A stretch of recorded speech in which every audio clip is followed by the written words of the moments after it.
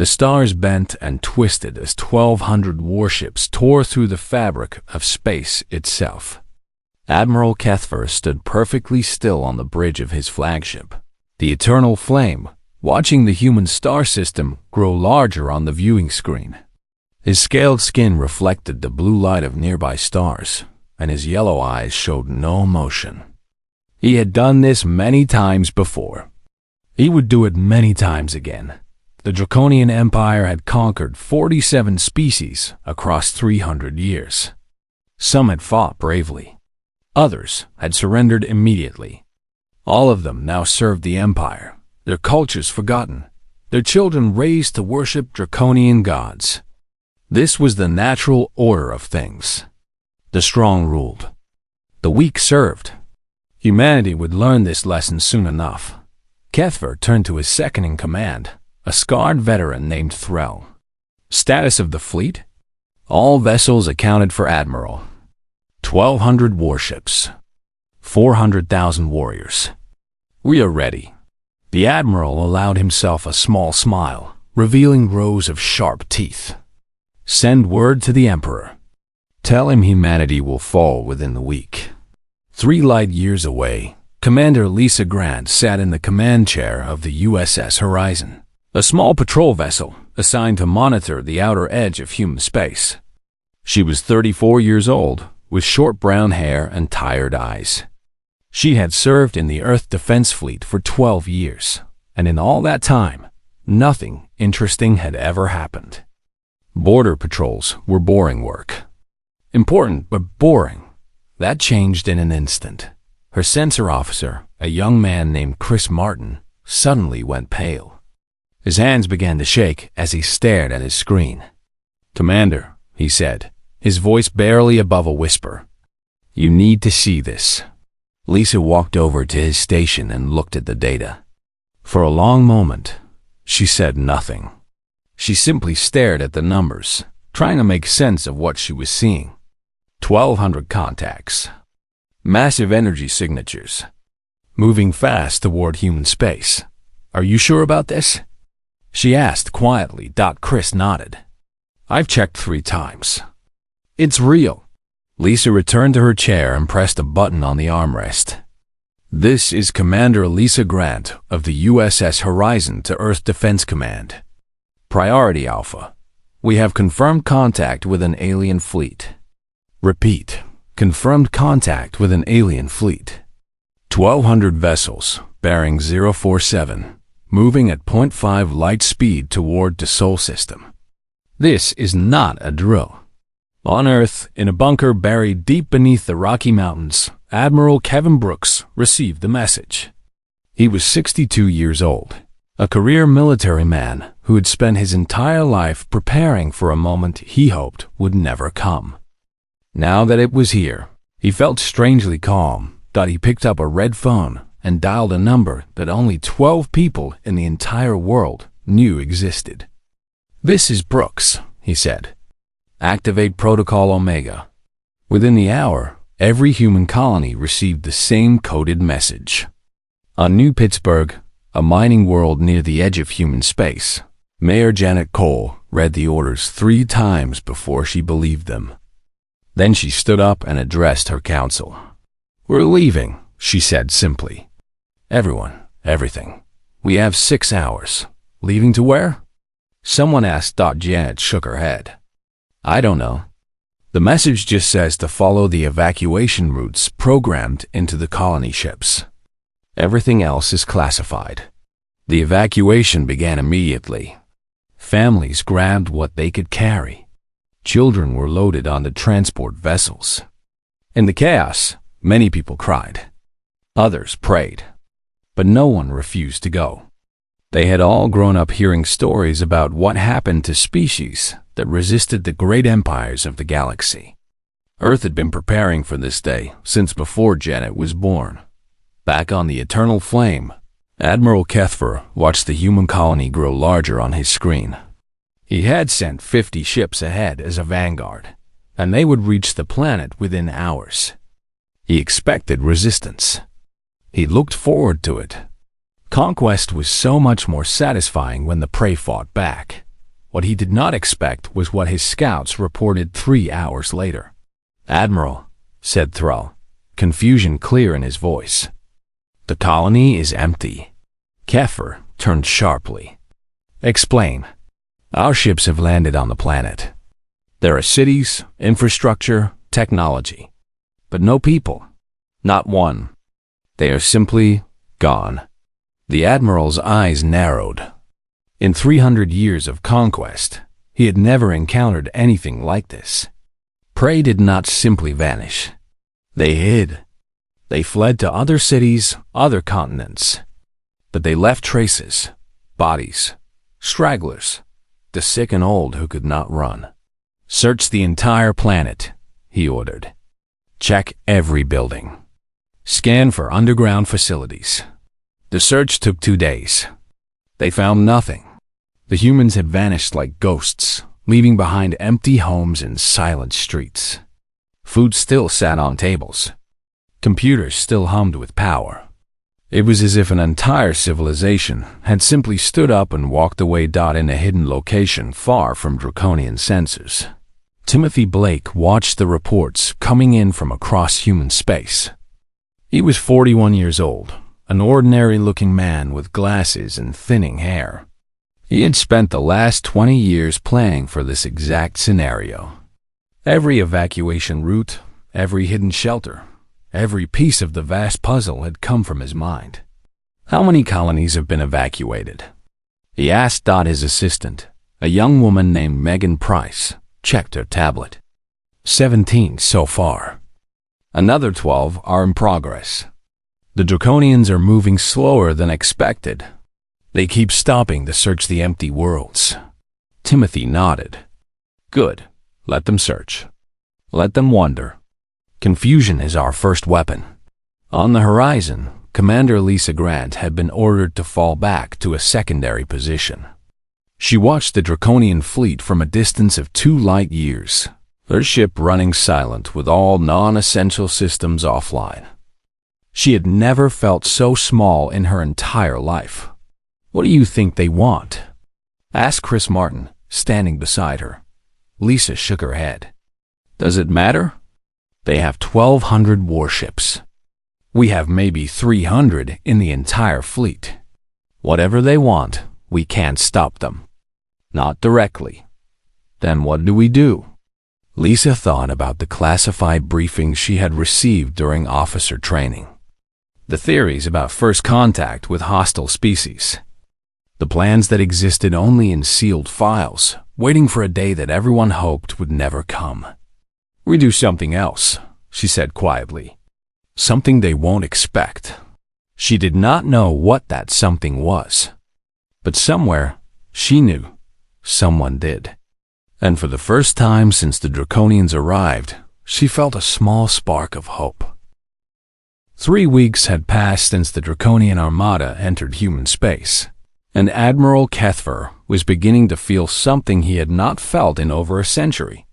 He was beginning to feel doubt. His fleet had visited 23 human colonies. Every single one was empty. The cities stood silent under alien skies, their streets clean, their buildings intact. There were no bodies, no signs of struggle, no evidence of where the humans had gone or how they had left so quickly. "This is impossible," Thrall said, standing beside him on the bridge. "No species can evacuate an entire world in less than a day. The logistics alone would require thousands of transport ships." Kefir said nothing. He stared at the empty planet below, a world the humans had called New Denver. It had been home to 2 million people. Now it was home to ghosts and silence. "Perhaps they are hiding underground," suggested another officer. "Some species build deep tunnel networks to escape conquest." "We have scanned to a depth of 50 kilometers, Thrall replied. "There is nothing. No heat signatures. No power sources. Nothing." Kefir made a decision. "We push forward. Whatever game these humans are playing, they cannot hide forever. Their homeworld lies ahead, Earth. When we reach it, we will find our answers." The fleet moved deeper into human space, leaving the empty colonies behind. They did not notice the small ship watching them from the shadow of a dead moon. Captain Danny Price sat in the command chair of the Whisper, a stealth frigate no larger than a civilian transport. His ship was designed for one purpose: to watch without being seen. The Whisper had no weapons worth mentioning. It had no armor. What it had was the most advanced sensor-dampening technology humanity had ever created. To draconian sensors, the Whisper was invisible. It looked exactly like a piece of space debris, cold and dead and unimportant. "Get all this on record," Danny said quietly to his crew. "Fleet composition, movement patterns, communication frequencies. Everything." His sensor officer, a woman named Kelly Torres, nodded without looking up from her screen. "Already on it, Captain. We're transmitting everything back to command in real time." Danny watched the massive draconian warships pass by, close enough that he could see the details of their hull plating. Each one was at least 10 times the size of his little ship. Their weapons could destroy a moon. And yet they had no idea he was there. He allowed himself a small smile. This was why humanity had chosen to fight differently. They knew they could never match the Draconian Empire in raw firepower. So they had decided not to try. On Earth, in the underground command center, General Patricia Moore coordinated the largest deception in human history. She was 58 years old, with gray hair pulled back in a tight bun and eyes that had seen too much war. She had lost her husband to a pirate attack 20 years ago. She had lost her son to a training accident 10 years after that. Now she had nothing left except her duty. "Report," she said, not looking up from the tactical display. "All core colonies have been successfully evacuated," replied her aide, a young officer named Victor Santos. 9 million people moved to secure locations in the past 3 weeks. The Draconians have found no one. Casualties? None, General. Not a single civilian lost. Patricia allowed herself a moment of relief. The evacuation had been the most dangerous part of the plan. Moving millions of people without being detected required perfect timing and absolute secrecy. One mistake, one transport spotted by Draconian scouts, and the entire operation would have failed. But it had not failed. The plan was working. She turned to another screen, which showed the location of the Draconian fleet in real time. They were still moving toward Earth, still searching empty worlds, still finding nothing. Good. Let them search. Let them grow confused and frustrated. Soon, they would find something much worse than empty cities. Timothy Blake entered the command center, carrying a tablet filled with data. He looked tired. He had not slept more than 3 hours a night since the invasion began. But his eyes were bright with something that might have been excitement. "The placement is complete," he said. 40,000 units spread across every major travel route between here and the outer colonies. Patricia looked at him. "You're certain they're undetectable?" "Completely certain. Each unit is the size of a basketball. It has no power signature until it activates. To Draconian sensors, they look exactly like natural space debris. They won't know they're there until it's too late." "And the activation protocol?" Timothy smiled. "Fully automated. When a Draconian vessel passes within range, the unit activates and does its job. No human input required. No communications that could be intercepted. We just sit back and wait." Patricia nodded slowly. She had read the technical specifications of the quantum displacement mines.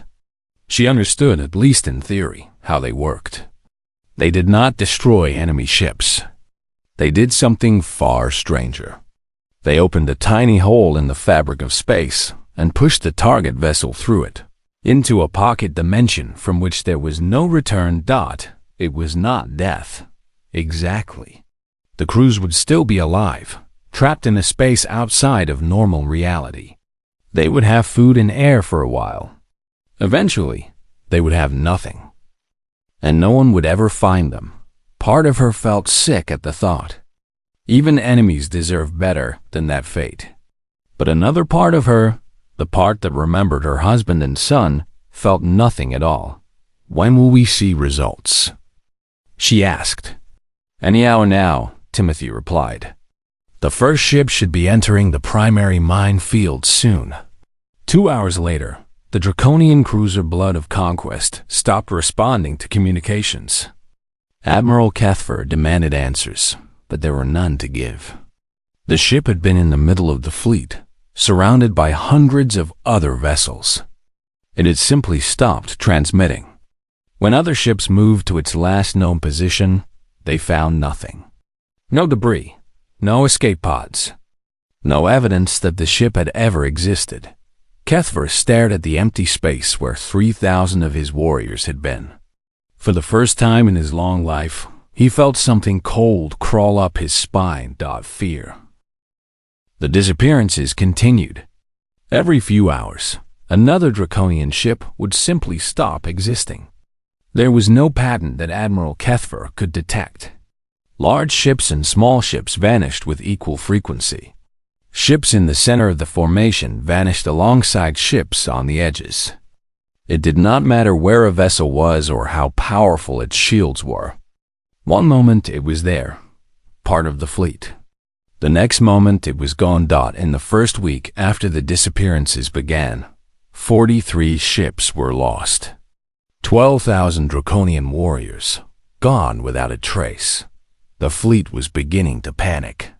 Cathfer could see it in the eyes of his officers. He could hear it in the whispered conversations that stopped when he walked by. His people were hunters, predators bred for conquest over countless generations.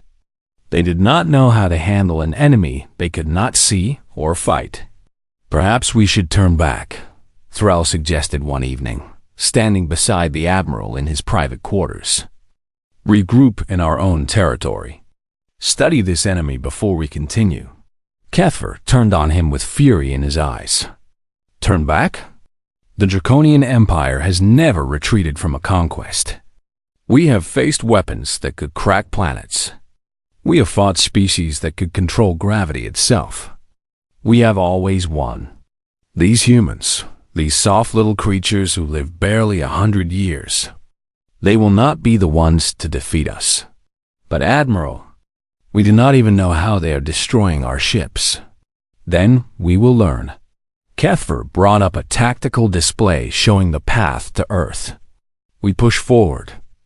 Every ship, maximum speed. We reach their homeworld and we burn it to ash. Whatever technology they are using against us, we will find it and destroy it." The fleet accelerated, pushing deeper into human space. And the disappearances continued. Lieutenant Commander Amy Richards sat alone in a small room on a secret military station, hidden inside an asteroid. In front of her was a simple control panel with a single button. Above the button was a screen showing a real-time feed of Draconian ship movements throughout human space. Amy was 31 years old. She had joined the military at 18, eager to see the stars. She had never expected to be here, watching ships full of living beings disappear into oblivion with each press of a button. The screen blinked. A Draconian destroyer was approaching one of the minefields. She watched its icon move closer and closer to the hidden weapons. "Target is in range," said a voice in her earpiece. Awaiting confirmation, Amy took a deep breath. Somewhere on that destroyer, 3,000 beings were going about their day. They had families, probably, lives, hopes and dreams. They were soldiers following orders, just like her. She pressed the button. The destroyer's icon vanished from the screen. Amy closed her eyes for a moment. Then she opened them and waited for the next target. On the Eternal Flame, Admiral Cathfer received another report of a lost ship. This time, it was the Vengeance of Stars, a heavy cruiser that had served in the fleet for over 200 years. Its captain had been one of Cathfer's oldest friends. "How many?" he asked quietly. "67 ships in total," Thrall replied. "18,000 warriors." Kethver said nothing. He stared at the tactical display, watching his once mighty fleet shrink with each passing hour. Something was out there in the darkness. Something that could reach into his formation and pluck ships away like a child picking flowers. "Change formation," he ordered. "Tight sphere. All ships within visual range of each other. If something attacks, we will see it." The fleet reformed into a dense ball of warships, bristling with weapons and shields. For a few hours, nothing happened. Kepher began to hope that whatever was attacking them required spread-out targets. Then a ship in the exact center of the formation vanished. Kethver watched it happen through his own viewport. The cruiser Flame of Victory was there, surrounded by dozens of other vessels, its running lights blinking in the darkness. Then reality seemed to fold around it, just for an instant, and the ship was simply not there anymore. The Admiral felt his blood go cold. On Earth, Timothy Blake watched the Draconian fleet with satisfaction. His minds were working exactly as designed. The enemy was losing ships constantly, bleeding strength with every hour that passed. Already, their formation showed signs of desperation. They were afraid. Good. They should be. "The fleet is still moving toward Earth," General Patricia Moore noted, standing beside him. "They're not giving up." "I didn't expect them to," Timothy replied. "The Draconians are proud. They've never lost a war. The thought of retreat probably hasn't even occurred to them. Will the mines be enough to stop them?" Timothy shook his head. "No, we've deployed about 40,000 mines. At the current rate of interception, we'll destroy maybe 200 ships before they reach Earth. 300, if we're lucky. That leaves over 900 warships still coming our way." Patricia frowned. Then what was the point? The point was to weaken them, to make them afraid, to make them desperate. Timothy pulled up a new display showing the defenses around Earth. The mines were never meant to win the war. They were meant to prepare the enemy for the next phase. "Which is?" Timothy smiled, but there was no warmth in it. "We stop hiding. We stop running. We show them exactly what humanity can do when we fight back."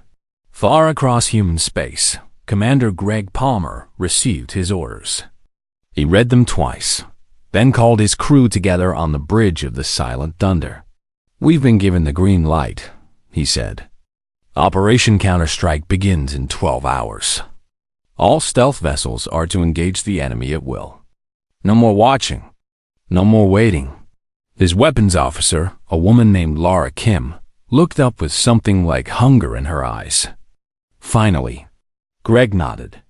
"The Draconians think they're hunting us. They think we're prey hiding in the darkness."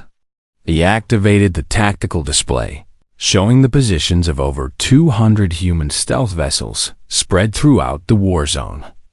"It's time to show them who the real hunters are." The Silent Thunder powered up its weapons for the first time since the war began. Around it, in the shadows between stars, 200 other ships did the same. The trap was set. The prey was surrounded, and humanity was about to show its teeth. The first attack came without warning. One moment, the Draconian fleet was moving through empty space, still reeling from the mysterious disappearances. The next moment, space itself seemed to tear open as human ships emerged from hidden dimensions and opened fire. Commander Greg Palmer watched from the bridge of the Silent Thunder as his torpedoes slammed into a Draconian cruiser. The enemy ship's shields held for almost 3 seconds before collapsing under the barrage. Then the antimatter warheads reached the hull, and the cruiser became a brief new star in the darkness. "Target destroyed," reported Laura Kim, already locking onto another enemy vessel. "Moving to secondary target. All ships maintain formation," Greg ordered through the fleet channel. "Hit and run. Don't give them time to return fire." Across the battlefield, 200 human stealth ships executed the same maneuver. They would appear from nothing, fire everything they had, and vanish before the Draconians could respond. It was not a fair fight. It was not meant to be. Admiral Kethfer watched his fleet burn. Ships exploded all around him, destroyed by enemies he could barely detect. His weapons officers fired back wildly, targeting the brief sensor ghosts that appeared when human ships attacked. They hit nothing. The humans were too fast, too precise. They struck like lightning and disappeared like smoke. Where are they coming from? He roared, grabbing a sensor officer by the throat. How are they hiding? I don't know, the officer gasped. Our sensors show nothing. They appear out of nowhere. Kethfer threw the officer aside and stared at the tactical display. In the past hour, he had lost 50 more ships. His fleet, once 1,200 strong, was now below 700. And they had not destroyed a single human vessel. This was not war. This was slaughter. Captain Maria Santos earned her nickname that day. Her ship, the Nightfall, was smaller than most of the stealth vessels, but it was also faster and more agile. She flew circles around Draconian destroyers, striking at their weak points with surgical precision. In a single engagement lasting 4 hours. She destroyed 17 enemy vessels. The surviving Draconians began calling her the Ghost. They spoke of a ship that could not be hit, could not be tracked, could not be stopped. Some of the younger warriors believed she was not real at all, just a legend created by frightened minds. Maria did not care what they called her. She only cared about protecting her home. Coming around for another pass, she told her crew. Lock onto the carrier group. Those troop ships are full of invasion forces meant for Earth. Not one of them reaches our planet. Understood, Captain, replied her weapons officer. Targeting solutions locked. The Nightfall dove into the heart of the Draconian formation, weaving between energy beams and missile salvos. Maria's hands moved across the controls with perfect precision, guiding her ship through impossible gaps in the enemy fire. She had been training for this her entire career. Every simulation, every exercise, every sleepless night studying enemy tactics. It had all led to this moment. The troop ships never had a chance on the Eternal Flame. Admiral Kethfer made a desperate decision. His fleet was dying around him. His warriors were demoralized. His grand invasion had become a catastrophe beyond anything he could have imagined. All ships, he announced over the fleet channel. Maximum speed toward Earth. We strike at their homeworld. Even if we die, we will take their planet with us. The surviving Draconian vessels abandoned formation and raced toward the Sol system. They pushed their engines beyond safe limits, burning through fuel reserves that should have lasted months. Nothing mattered anymore except reaching Earth, except making humanity pay for the destruction they had caused. They never made it past. Jupiter. Commander Lisa Grant watched from the bridge of the horizon as the Draconian fleet entered the outer Sol system. She had been reassigned from patrol duty to the inner defense line, positioned near Jupiter's largest moon. For weeks, she had done nothing but wait. Now, finally, she would see what humanity had been building for the past 150 years. All defense stations. Report status. Came General Patricia Moore's voice over the command channel. One by one, the stations responded. Europa Station ready. Ganymede Station ready. Callisto Station ready. A dozen more, all armed, all waiting.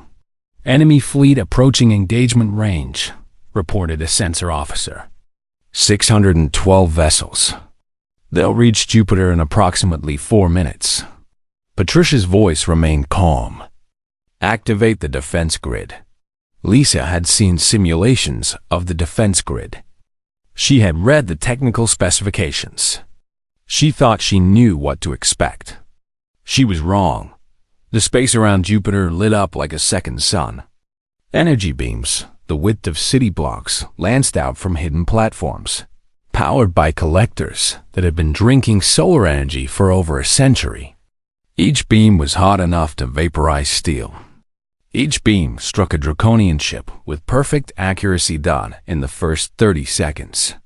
200 draconian vessels were destroyed.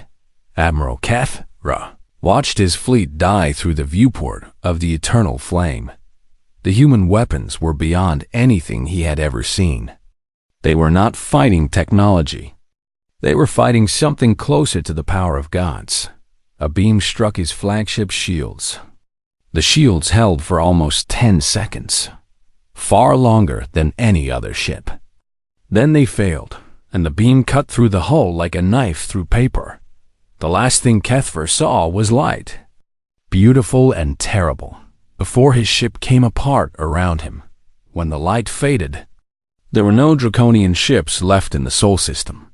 The greatest armada their empire had ever assembled had been reduced to cooling debris in the shadow of Jupiter. On Earth, people looked up at the night sky and wondered what the brief flash of light near Jupiter had been. Most assumed it was a meteor shower or some natural phenomenon. They did not know that humanity had just won the greatest battle in its history. They would learn soon enough.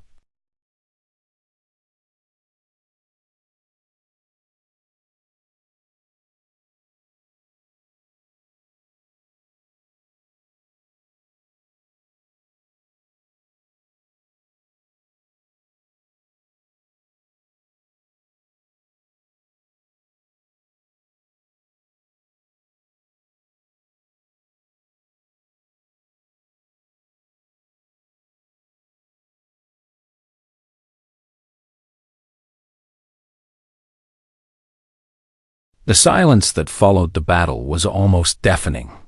For days, humanity held its breath, waiting for another fleet, another attack, another wave of enemies from the darkness between stars. Nothing came. Admiral Kevin Brooks stood in the command center, watching reports flow in from across human space. The Draconian Armada was gone. 1,200 warships, 400,000 warriors, the pride of an empire that had conquered dozens of species. All of it reduced to debris and memories. Casualty report, he said quietly. His aide, Victor Santos, checked his tablet. Final count, 0 human military casualties. The stealth fleet suffered no losses. The defense grid performed perfectly. As for civilians, he paused, checking the numbers again as if he could not believe them. 0. Not a single civilian death during the entire invasion. The evacuations were completely successful. Kevin closed his eyes for a moment. He had spent his entire career preparing for a war that everyone said would cost billions of lives. He had expected to sacrifice entire colonies to slow down an invading force. He had expected to watch Earth burn before the enemy was finally stopped. Instead, humanity had won without losing a single person. How is that possible?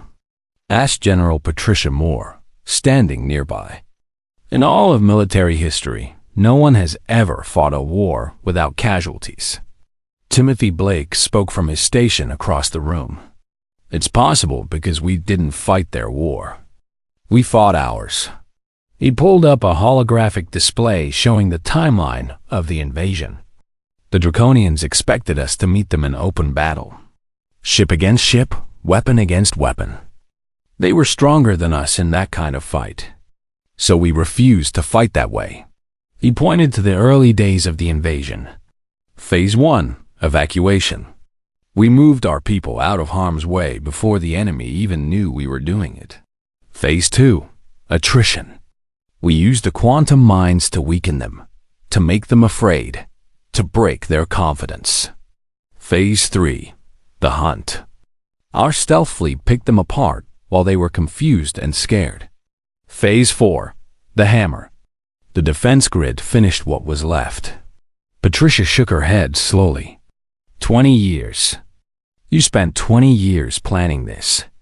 23, Timothy corrected. I started when I was 18. A professor of mine showed me a simulation of what would happen if Earth was ever invaded by a superior force. In every scenario, we lost. Every single one. So I decided to create a scenario where we could win. And you did. Timothy smiled, but it was a tired smile. We did. All of us. Every scientist who worked on the mines. Every soldier who flew the stealth ships. Every civilian who trusted us enough to leave their homes when we told them to. He looked at the display one last time, then shut it off. This wasn't my victory. It was humanity's. 2 weeks later, Admiral Kevin Brooks stood before a camera that would broadcast his words to every corner of the galaxy. Behind him, holographic displays showed the destruction of the Draconian Armada in perfect detail. Every species with the technology to receive communications would hear what he had to say. To the Draconian Empire, he began, his voice steady. You sent 1,200 warships to conquer us. Not one has returned. You sent 400,000 warriors to enslave us. None of them survived. Your empire has never known defeat. Now it does. He paused, letting the words sink in. We did not seek this war. We do not desire conquest or revenge. But we will never, ever be conquered. Humanity will fight to the last breath, the last drop of blood, the last spark of hope. And if you send another fleet against us, they will meet the same fate as the first. He leaned forward slightly, and his eyes seemed to stare directly at every Draconian who was watching. Remember this day. Remember what happened to your armada. And remember that we showed you mercy by letting this message reach you at all. The next time, there will be no message. There will only be silence. The broadcast ended. On the Draconian homeworld, Emperor Thrak the Eternal watched the humans' words from his throne room. He was old, even by Draconian standards, and he had ruled over 40 conquered species. He had never known fear. He knew it now. Without a word, he rose from his throne and walked into his private chambers. He was not seen in public again for the rest of his life. Across the galaxy, other species watched the broadcast with different emotions. The Vellani, slaves of the Empire for 3 centuries, wept with joy. The crystalline Sheath, who had believed themselves alone in their hatred of the Draconians, began to hope for the first time in generations. Smaller species, those who lived in fear of eventual conquest, looked toward human space with something like wonder. Humanity had done the impossible. They had faced the greatest military power in the galaxy and won without losing a single life. 2 months after the battle, Timothy Blake returned to his small apartment in Cleveland. He had been offered medals, promotions, positions of power. He had refused them all. You could have anything you wanted, Patricia Moore had told him before he left. You saved our entire species. Name your reward. Timothy had thought about it for a moment. Then he smiled. I want to go back to teaching, he said. There are kids who need to learn history, who need to understand why peace is better than war, and why we should never have to use the weapons I designed again. Patricia had stared at him for a long moment. Then she saluted him, the first time she had ever saluted a civilian. Good luck, Mr. Blake. On his first day back in the classroom, Timothy stood before 30 teenagers who had no idea what he had done. They saw only a balding man in a cheap suit, holding a textbook about ancient civilizations. Welcome to world history, he said. This semester, we're going to study how civilizations rise and fall, how some cultures build empires through force, and how others survive through cleverness and courage. He paused, looking at the young faces before him. And we're going to learn why the best victory is the one where nobody has to die. A student raised her hand. Mr. Blake, is it true what they say about the alien invasion? That we won without losing anyone? Timothy smiled. Yes, it's true. And do you know why? The student shook her head. Because someone, a long time ago, decided that humanity was worth fighting for, worth protecting. worth any sacrifice. He opened his textbook to the first chapter. That's what we're going to learn about this year. The people who came before us, the sacrifices they made, and why it's our job to make sure their sacrifices weren't wasted. Outside the classroom window, the sun shone on a world that had survived the greatest threat in its history. In orbit, the defense grid stood watch over a planet that would never be conquered. And across the galaxy, species both great and small spoke of humanity in whispered tones. They were not the strongest species in the galaxy. They were not the oldest or the wisest. But they were the ones who had faced the darkness and refused to blink. And any species that forgot that lesson would learn it the way the Draconians did, the hard way.